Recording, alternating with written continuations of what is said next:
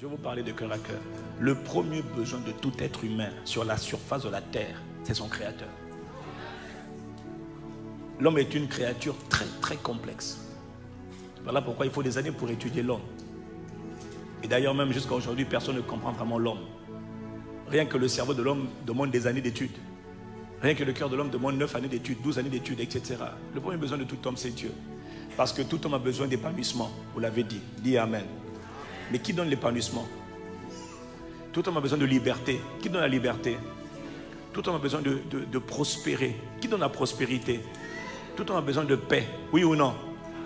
Les hommes ont besoin de paix, de joie, d'épanouissement, d'harmonie, d'unité, d'équilibre, de prospérité. Les hommes ont besoin de richesse. Tous les besoins des hommes ont une seule source, c'est Dieu.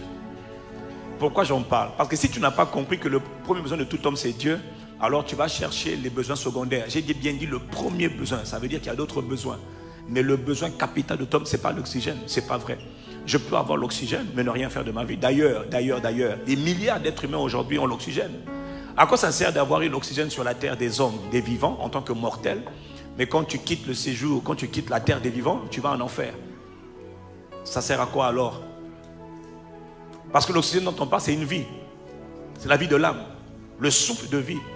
Donc j'ai eu le souffle de vie sur la terre des vivants. Mais le problème, c'est que tout homme doit avoir un autre souffle. Il y a la vie bios, et puis il y a la vie Zoé. Celui qui n'a pas reçu la vie Zoé ne pourra pas monter. Or, je dois recevoir la vie Zoé, la vie éternelle pour monter. Est-ce qu'avec l'oxygène que tu as là, tu peux aller sur la lune, sur le soleil, les étoiles, sur Mars? Personne ne peut aller. Voilà pourquoi ils ont besoin de cosmonautes, de scaphandres, de bonbonnes d'oxygène. Oui ou non?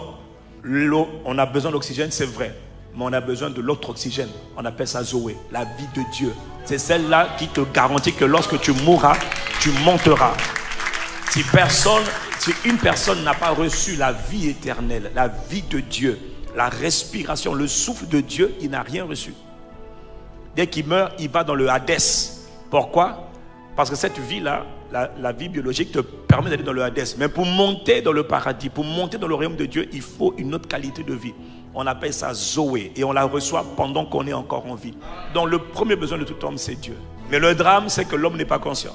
Donc on passe beaucoup de temps à chercher la carrière, impacter ma génération, comme tu as dit là. C'est pas faux, hein, mais ce n'est pas un besoin primaire, c'est faux. Dieu n'a pas appelé tout le monde à impacter sa génération. Et même impacter, ça veut dire quoi? On fait beaucoup de choses, impact. Oui, mais impacter. Est-ce qu'Abraham a impacté sa génération? Oui. La preuve, nous sommes tous descendants d'Abraham. Il faut relativiser certaines phrases. Hein. Impacter, régner, c'est pas avoir beaucoup d'enfants, avoir beaucoup d'argent. Hein. On a ramené maintenant aujourd'hui l'impact aux œuvres apparentes. Mais qu'en est-il de Étienne qui est mort, lapidé? Il n'a pas impacté? Il a impacté? Dites Amen. Il faut relativiser beaucoup de choses hein, parce que je trouve qu'aujourd'hui, maintenant, les chrétiens définissent mal les choses spirituelles. C'est comme si tout ce qui est charnel, tout ce qui est visible est important. Non, ce n'est pas vrai. Les choses visibles sont passagères. Les choses invisibles sont éternelles. Qu'est-ce que tu dis d'impacter pour le gars qui a donné sa vie pour Jésus-Christ et qui est en train de gagner les villageois quelque part au fin fond de la RDC, au fin fond du Congo, au fin fond du Cameroun, et qui est en train de gagner les âmes, qui est en train de faire rentrer les âmes massivement dans le royaume de Dieu, avec un gars qui est ici chef d'entreprise, qui est un converti et qui vient à l'église tous les jours mais qui ne vit pas pour Jésus-Christ? Qu'est-ce que vous avez à dire? Ne vous fiez pas aux apparences, hein? Parce qu'il y a beaucoup de bruit de nos jours, mais il n'y a pas beaucoup d'impact. Parce que l'impact du ciel, ce n'est pas l'impact de la terre. Le premier besoin de tout homme, c'est Dieu. C'est la présence de Dieu, c'est la personne de Dieu. Et le Dieu dont l'homme a besoin s'appelle l'Esprit de Dieu. S'appelle l'envoyé de la présence de Dieu à l'intérieur d'un homme. Donc, comme le plus grand besoin de l'homme, c'est Dieu, si tu le crois, ça veut dire que ta quête dans la vie, ta priorité dans la vie, c'est quoi? C'est chercher Dieu.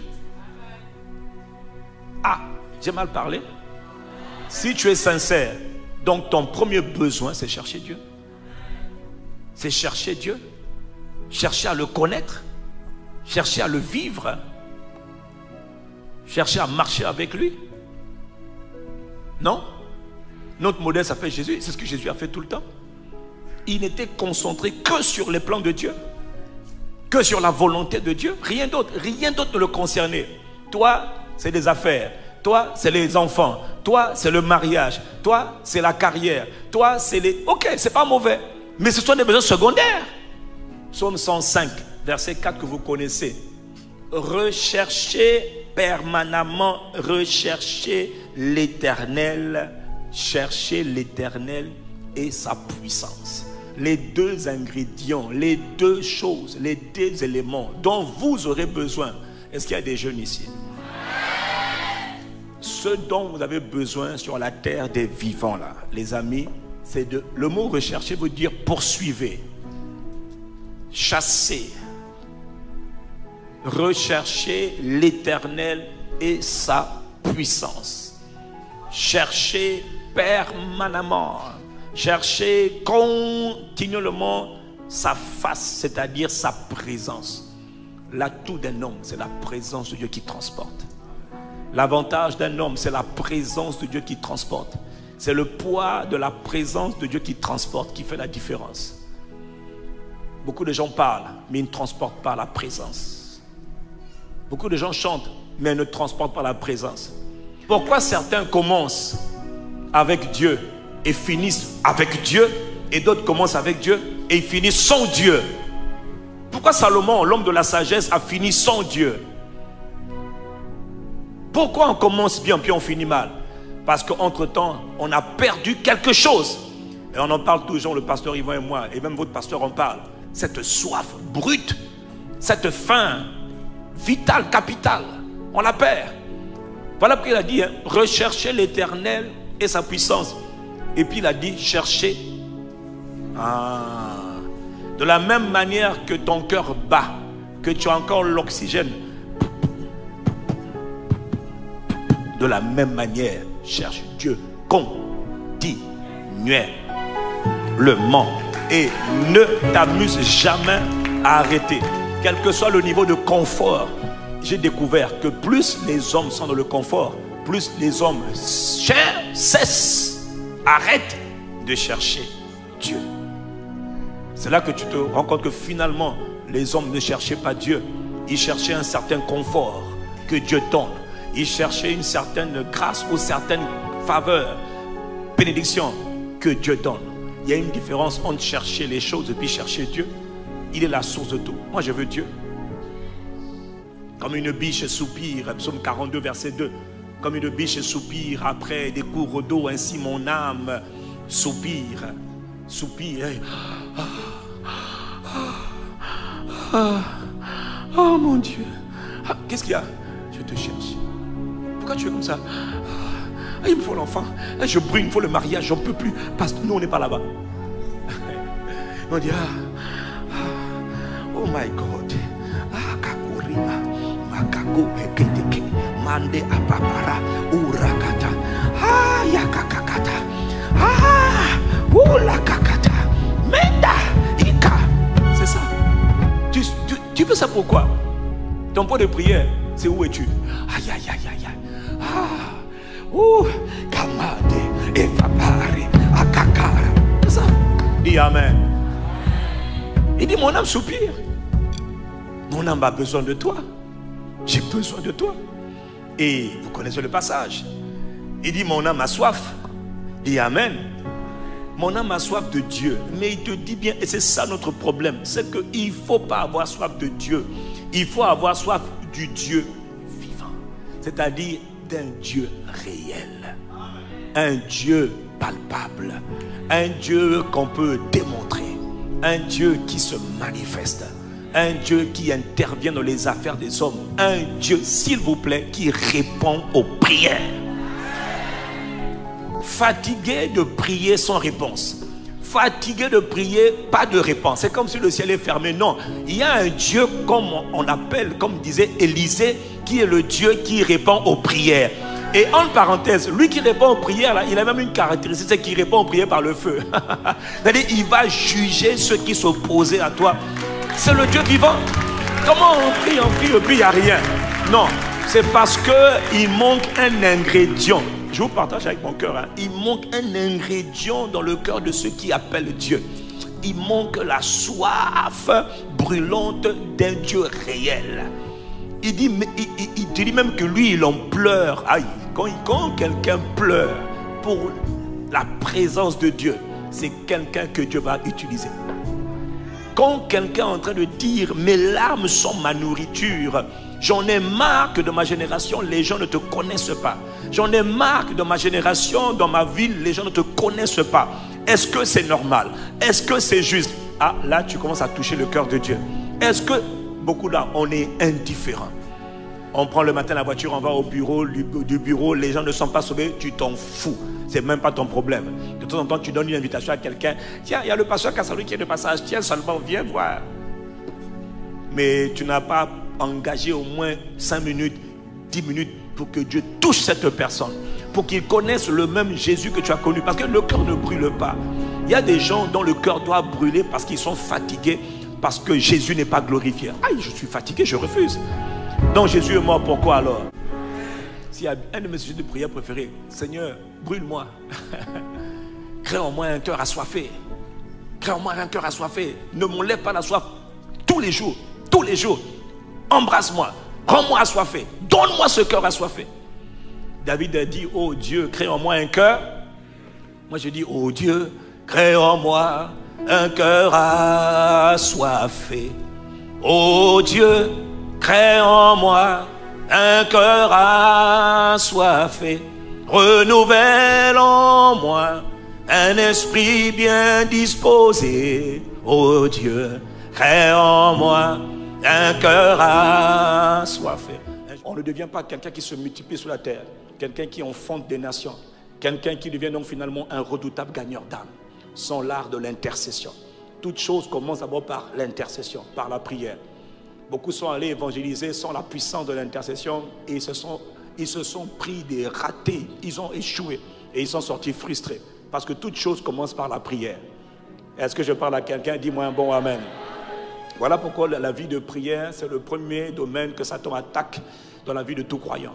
Quand Satan veut finir avec toi, la première chose qu'il va attaquer, c'est ta vie de prière. C'est ta vie de prière, c'est ta vie de prière. Il ne va pas d'abord attaquer tes finances, il va attaquer ta vie de prière. Parce que s'il attaque tes finances, et il sait que tu es un homme, une femme en feu, il sait que tu vas contrecarrer ses attaques. Mais quand il a attaqué la vie de prière, il peut attaquer tes enfants, il peut attaquer ta destinée, il peut attaquer même les projets que Dieu a pour toi. Il peut tout attaquer quand il a étouffé la vie de prière. Voilà pourquoi tuer un homme en sa vie de prière, tu as tué l'homme. Voilà pourquoi le domaine de la vie qui doit constamment être en feu, c'est la vie de prière. Ton esprit doit être constamment en feu pour Dieu. Dis-moi un bon amen. Voilà pourquoi il a dit que le feu brûle continuellement sur l'autel. Le feu doit brûler continuellement. Et chaque matin, quand tu te tiens debout, il faut que ta vie de prière... On peut avoir une vie de prière soutenue la semaine dernière et la semaine d'après, plus rien du tout. La vie de prière, c'est la chose que tu dois protéger le plus. Un homme qui est en prière. Quand je parle de la vie de prière, je parle de l'esprit de prière. Quand l'esprit de prière vient sur toi, tu vas prier. Même quand tu dors, tu vas prier. Tu vas même te réveiller, des fois tu es en train de dormir, puis tu te réveilles parce que tu es en train de prier dans ton esprit. Mais celui qui prie, ce n'est pas ta bouche, c'est ton esprit. C'est l'esprit qui est en prière. Est-ce que je parle à quelqu'un? Donc quand l'esprit est en prière, même quand j'ai mes temps de dévotion le matin ou le soir, au-delà de mes temps de dévotion, je suis constamment en prière. Au bureau, je suis en prière. Pendant mes meetings d'affaires, je suis en prière. Pas forcément en train de parler audiblement. Je pense à Dieu. David a dit, je pense à toi, ô Éternel. Même quand je dors, je pense à toi. Avant de me coucher, je pense à toi, ô Éternel. Et pendant la nuit, je pense à toi. Je pense à Dieu. Je suis en train de parler à Dieu. Ça peut être parler longtemps, parler moyennement, parler 1 heure, parler 5 minutes, parler 5 heures, parler 12 heures. Qu'importe, c'est la vie de prière. Mon esprit est continuellement conscient de la présence du Saint-Esprit en moi. Et je parle à Dieu. Parce que prier au final, dans sa version simple, c'est parler à Dieu. On ne nous a pas appris à prier pour les besoins du cœur de Dieu. C'est le souverain suprême de tout l'univers. Il a des challenges. Lui, son challenge numéro 1, ce sont les hommes. Dieu ne s'intéresse pas aux bâtiments. Dieu s'intéresse aux hommes qu'il a créés à son image et à sa ressemblance. Dieu ne s'intéresse pas aux édifices. Gloire à Dieu pour nos bâtiments. Mais s'il y a des bâtiments, mais il n'y a pas de compassion pour les gens, qu'on ne s'intéresse pas aux gens, alors ça ne sert à rien de faire des beaux édifices. Cet endroit a été créé pour être rempli, pour que Jésus soit glorifié et que Jésus y amène des foules et que les foules soient sauvées, qu'elles reçoivent la vie éternelle. Quelqu'un dit Amen. Donc Jésus nous a expliqué que lui, sa priorité, c'est que le Père soit content. Sa priorité, c'est que le Père soit sanctifié. Littéralement, que le Père soit loué, que le Père soit reconnu comme étant le seul, l'unique et le seul et le véritable Dieu. Dans les cieux, au-dessus de tous les cieux, sur la terre, dans les enfers, partout dans la création, sa volonté, Jésus, il dit comment je prie que Dieu seul soit reconnu comme l'unique, le véritable et le vrai Dieu. Et hors de lui, il n'y en a pas d'autre et il n'y en aura jamais d'autre. Quand Élie était un homme de la même nature que nous, il a prié afin qu'il ne pleuve plus et le ciel s'est fermé. Puis il a prié afin que le ciel s'ouvre et le ciel s'est ouvert et qu'il pleuve encore. Élie, un homme exactement comme toi. Il y a des gens, on doit préciser, qui sont normaux, de peur que tu crois qu'ils sont anormaux. Que tu dises, oh, c'est seulement eux. Non, c'est tout le monde. Mais qu'est-ce qui caractérisait Élie? Un zèle pour Dieu, un amour ardent pour son Créateur, un amour ardent pour l'Éternel. Dans une génération où tout le monde s'en fout de l'Éternel. Les gens adorent Baal, les gens adoraient Astarté, les gens adoraient la reine du ciel, les gens adoraient les dieux des eaux, les dieux des forêts. Lui, il adorait l'Éternel. Dieu est un Dieu qui est jaloux. Sur la terre, il veut voir, dans ta vie, dans ta famille, dans tes expériences, il veut être glorifié. Il a dit, quel que soit ce que vous faites, que vous mangez, que vous buvez, quoi que ce soit, faites tout pour la gloire de Dieu. Ça veut dire, il veut que dans tout ce qui te concerne, il doit être glorifié. Il doit être exalté. Es-tu marié? Que son nom soit glorifié dans ton mariage. As-tu des enfants? Que ton nom soit glorifié dans tes enfants. N'as-tu pas des enfants? Aïe, il regarde ça, c'est une injustice. Parce que la femme doit avoir ses enfants. Alors c'est une injustice. Quiconque n'a pas d'enfants alors que tu vas avoir des enfants. Aïe, Dieu dit, là il y a injustice. Appelle-moi le Dieu de justice, je relâcherai ma justice pour toi. Est-ce que ce que tu fais comme projet à chaque fois échoue et tu dois recommencer à zéro et tu en as marre et tu es fatigué? Je ne comprends pas. Quand c'est moi, rien ne marche. Non, là il y a une panne dans cette histoire. Ce n'est pas ma volonté. J'ai créé les hommes pour ma gloire, afin qu'ils aillent de gloire en gloire. Qu'est-ce qui t'empêche d'avancer? Es-tu venu au Canada et là, ici tu galères? Non, ce n'est pas la volonté de Dieu. Mais quand Dieu est avec toi, quel que soit le territoire, tu peux t'en sortir. À l'église, on chante du lever du soleil, que ton nom soit exalté. Mais quand on quitte l'église, ce n'est pas la réalité. Non, il faut que ce qui est la réalité devienne notre expérience. Mais ça, il faut engager la prière. On va dans le secret. On dit, j'ai trouvé comme une erreur sous le soleil. My God, mon Père et mon Père. Jésus, mon Jésus. Il y a un problème. Là où j'habite, dans ma famille, les gens ne te respectent pas. Je ne dormirai pas. Je ne fermerai pas les yeux jusqu'à ce qu'ils respectent ton nom. Ils respectent le Dieu de mon cœur, le Dieu de ma vie. C'est ça que Dieu cherche. Des hommes et des femmes embrasés tellement parce qu'ils veulent voir le nom de Jésus être adoré, célébré. Oh, le problème, c'est que quand tu acceptes ce qui est inacceptable, tu tolères ce que Dieu ne peut pas tolérer. Tu sais pourquoi? Tu n'es pas allé, tu as la radio, c'est vrai, mais ta fréquence n'est pas la fréquence du cœur de Dieu. Parce que quand tu t'alignes sur la fréquence du ciel, tu entends qui enverrai-je? Qui marchera pour nous? Qui glorifiera mon nom sur la terre? Par qui mon nom sera glorifié sur la terre? J'ai donné Jésus. Il est venu, il a glorifié le Père. Et Jésus l'a fait au prix de sa vie. Il a été crucifié. Il a porté nos souffrances. Il a porté nos maladies. Il a porté nos peines. Il a porté nos douleurs. Il a été maudit. Galates dit même, dans Galates 3, verset 13, Christ est devenu malédiction. Il a été maudit à notre place, afin que nous soyons bénis. Mon frère, si tu as envie, quelqu'un appelle le prix, il s'appelle Jésus. Il faut qu'on arrête de faire semblant. Nous sommes tous sauvés si nous le sommes à cause d'un seul. Pas le pasteur, Jésus, le Fils éternel de Dieu. Jésus, envoyé du ciel. Jésus, il t'a tellement aimé qu'il ne pouvait pas se contenir, rester dans le ciel. Il ne pouvait pas rester dans le ciel. Il dit, mais Père, ta création est en train de souffrir. Ta création est molestée. Ta création est rabaissée sur la terre. Père, regarde Satan, regarde les principautés, les puissances, regarde les hommes forts de leur lignée. Ils sont innocents, mais quand ils naissent tous pécheurs. Ils sont tous pécheurs. Le Père dit, mais ce n'est pas ma volonté. Qui va accomplir ma volonté? Sans effusion de sang, il n'y a pas de pardon. Quelqu'un doit verser son sang. Père, qui est-ce? Gabriel? Non. Michael? Non. Les archanges? Non. Seul un Dieu peut sauver les hommes, créés à l'image de Dieu. Alors Jésus lui-même, la Bible dit lui-même, il a dit, je descendrai. Je descendrai. Père, pour sécuriser ton cœur, pour faire la joie de ton cœur, moi, la parole, dès le commencement, mon nom est la parole. Je vais descendre dans le rouleau du livre. On parle de moi. Je viens, oh Dieu, pour accomplir la volonté de Yahweh. Je quitte le règne des immortels. Je rentre dans le règne des mortels pour accomplir la volonté de Dieu. Il faut que le sang de Dieu soit versé. Mon frère, de qui on parle ici? On parle du prince de la vie. On parle de celui qui est l'auteur d'un salut éternel. On parle de celui qui est Yeshua. On parle de celui qui est par qui tout a été créé. Quand il fallait créer les étoiles, il fallait créer les univers, il a tout fait par sa parole. Et c'est sa parole qui va devenir un être humain pour sauver la race humaine.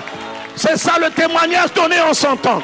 Oh, je suis en train de te parler de ton Jésus. Ah, est-ce qu'il y a des gens qui aiment Jésus ici? Ah, Jésus. Non. Comment ça? Mais s'il a fait tout ce qu'il a fait, c'était pour sauver les hommes. Son œuvre est une œuvre parfaite. Il a souffert, mais d'une souffrance inexplicable. Comment quelqu'un peut souffrir? Il est Dieu, pleinement Dieu. Et il se fait homme. Et il se rabaisse. Et il se dépouille. Et il s'humilie juste pour toi. Regardez cette génération. Il a tout fait pour nous. Mais nous ne voulons pas tout faire pour lui. Nous sommes des calculateurs. Trop risqués. Oh, mais moi j'ai ma femme. Hein. J'ai ma carrière. Hein. J'ai mes diplômes. Hein. J'ai mes études. On s'en fout. Moi aussi j'ai tout ça. Mais ma vie, je l'ai consacrée à celui qui est mort à ma place. Ma vie, je l'ai donnée à celui qui est mort à cause de mes péchés. Oh, mon cœur appartient à mon Jésus. Ah, Jésus. Mais tu oublies les caractéristiques de ceux qui prient et qui font tomber le feu du ciel. Ce sont les Élie, des gens qui en ont marre. Ils disent, je préfère mourir au lieu de voir le nom de l'Éternel être bafoué. Je vais défier tous les prophètes du pays. Comment un homme peut défier tous les sorciers du pays? Un homme qui donne rendez-vous à tous les prophètes du pays. Tu sais pourquoi? Il est consumé à l'intérieur de lui par le zèle de son Créateur. Où est ce zèle dans l'église aujourd'hui? Où est ce zèle dans l'église? On n'a plus ce zèle. Et on veut faire des exploits. Dans le monde spirituel, pas d'exploits tant que ton corps n'est pas consumé. C'est ce Élie, comme Jésus, son sauveur. C'est ce Élie qui avait défié. Mais quelle était sa motivation? L'amour. Et quelqu'un doit se lever devant le trône de la grâce pour dire, Père, jusqu'à quand ton héritage, ta portion, ton lot, tes enfants seront molestés par le diable? Jusqu'à quand? Il y a un problème.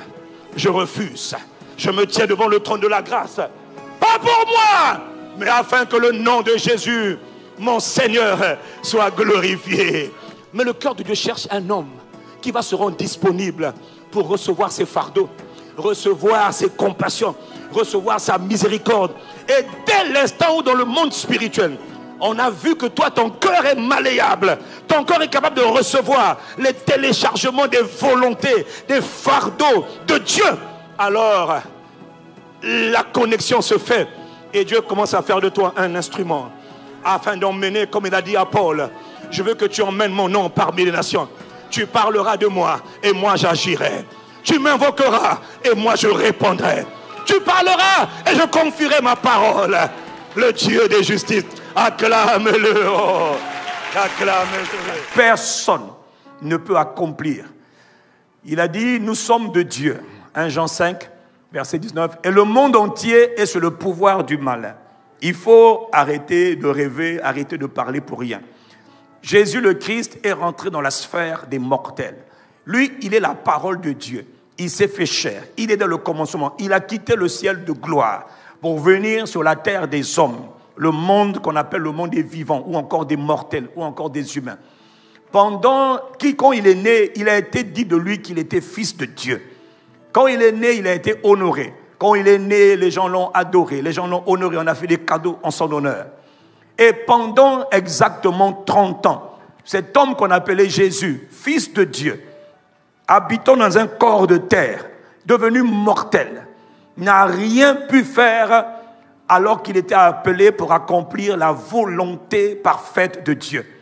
Il connaissait les projets de Dieu. Mais pendant 30 ans, Monsieur Jésus de Nazareth était Monsieur tout le monde. Il était fils de charpentier. Il était un homme totalement ordinaire, s'il vous plaît. Arrêtons de dire qu'il était ce qui n'est pas. Il s'est dépouillé lui-même, il est écrit. Quelqu'un dit Amen. Il a laissé sa divinité pour entrer dans notre humanité. Et pour opérer sur la terre en tant que Dieu, il faut que Dieu vienne remplir ton vase. Il faut que Dieu qui est dans le ciel descende sur la terre des hommes. Il faut qu'il vienne demeurer en toi. Jésus n'a été capable de ne rien faire pendant exactement 30 ans. Et à l'âge de 30 ans, alors qu'il était appelé à accomplir la volonté du Dieu vivant, la volonté du Dieu très haut, la volonté du Dieu qui domine sur absolument tout, il ne pouvait rien faire. Il est écrit à son sujet que quand il a eu l'âge de 30 ans, il est allé se faire baptiser dans le Jourdain. Dans le livre de Luc, chapitre 3, au verset 21, je crois, il est dit que Jésus est allé se faire baptiser. Tout le monde allait se faire baptiser. Mais que Jésus, lui, est allé se faire baptiser parce qu'il avait un rendez-vous stratégique. Il avait un rendez-vous. Il fallait qu'il commence enfin la mission pour laquelle Dieu l'avait appelé. Aucun homme ne peut accomplir ses rêves, les rêves de Dieu pour sa vie, s'il n'est pas d'abord investi, revêtu de la personne du Saint-Esprit et de la puissance du Saint-Esprit. Tout homme qui veut accomplir la volonté du Dieu vivant sur la terre, dans ce monde des ténèbres, mon frère, ce monde est un monde de cruauté, ce monde est un monde de méchanceté. Quel que soit le domaine d'activité dans lequel tu travailles, tu as besoin d'être rempli de l'Esprit et d'être revêtu de la puissance du Saint-Esprit. Dieu ne t'a pas créé pour l'ordinarité, il t'a créé pour le surnaturel, il t'a créé pour divinité. Que les gens doivent savoir que toi, tu es Dieu sur la terre. Tu es 100% homme, 100% Dieu. Mais pour que ce Dieu soit manifesté en toi, il te faut sa capacité. Il te faut sa puissance. Why do we need power? Pour accomplir la volonté de Dieu et pour enfanter les projets de Dieu. Il y a des projets en toi qui doivent sortir. Il y a des âmes qui doivent être gagnées. Il y a des ministères qui doivent être enfantés. Il y a des entreprises qui doivent naître. Il y a des enfants qui doivent naître. Il y a des orphelinats, des associations. Il y a toutes sortes de choses qui doivent sortir de toi. Elles doivent sortir. Il y a la guérison qui doit être communiquée aux autres au travers de toi. Il y a plein de choses que Dieu veut faire sortir de toi. Et ça va sortir. Pour que ça sorte, il faut la puissance. Pourquoi est-ce qu'on a besoin d'être revêtu de la puissance pour accomplir la volonté de Dieu? Jésus, c'est notre modèle. Sans la puissance de l'Esprit, incapable, il était de faire ce que Dieu l'avait appelé à faire. Sans la puissance du Saint-Esprit. Ce n'est pas une puissance, c'est une personne. Mais qui relâche sa puissance. Quiconque reçoit la puissance de l'Esprit sans aimer la personne va perdre la puissance. Et sera l'objet de beaucoup de scandales. L'iniquité abonde dans notre monde. L'iniquité, c'est le péché qu'on a répété, qu'on a tellement répété. Ce monde est un monde plein d'iniquité. Et comme tu le sais, l'iniquité, c'est ça qui se répercute de génération en génération. Il faut la puissance de Dieu pour détruire le péché. Rendre les gens capables de ne plus pécher, mais de vivre dans la totale sanctification. La puissance de Dieu va venir pour faire de toi une solution aux malheurs, aux souffrances que Satan afflige à notre génération. Quelqu'un doit démontrer à Satan que notre Jésus est encore vivant pour secourir ceux qui souffrent. Dieu est le propriétaire, le créateur des cieux et de la terre. Mais alors, combien de gens sur la terre que Dieu a créé connaissent le Dieu qui a créé la terre? Très peu, presque personne. Les gens connaissent plus le diable, c'est-à-dire dans tous ses démembrements. Ils connaissent les esprits, les divinités, les faux dieux, les princes des airs, ils les connaissent. Les oiseaux des airs, ils les connaissent. Ils connaissent les esprits des océans, des eaux, ils les connaissent. Parce que ces esprits cherchent à exister, cherchent à être adorés. Ils connaissent les dieux des forêts, les dieux des hauts lieux, des montagnes, ils les connaissent. Les hommes ne connaissent pas le Créateur, l'Éternel. L'Éternel se révèle comme le Père, le Fils et le Saint-Esprit. Les gens ne connaissent pas Dieu. Et Dieu n'est tellement pas connu dans nos territoires, en Amérique du Nord, au Canada. Ne te trompe pas, Dieu est connu à l'église, mais Dieu n'est pas connu dans le monde. Dans le monde de la communication, Dieu n'est pas connu. Dans les sphères politiques, Dieu n'est pas connu. Dans le monde des affaires, Dieu n'est pas connu. Dans le monde de la culture et des arts, Dieu n'est pas connu. Quelqu'un doit faire connaître la majesté de ce Dieu vivant. Chacun doit se battre pour faire connaître son Dieu. Et je dois dire avec tristesse que nous n'avons pas réussi à faire connaître le nom de notre Dieu. On n'a pas besoin d'être pasteur pour marcher, pour recevoir la puissance. Non, on a juste besoin d'avoir soif. Une soif authentique, une soif brûlante, une soif dévorante. Ne me passe pas aujourd'hui. J'en ai marre de subir. Il faut que je reçoive ce que le Père a promis. Parce qu'après tout, ce n'est que le Père qui l'a voulu. Ce que le Père veut, je m'aligne sur ce que le Père veut. Donne-moi un bon amen.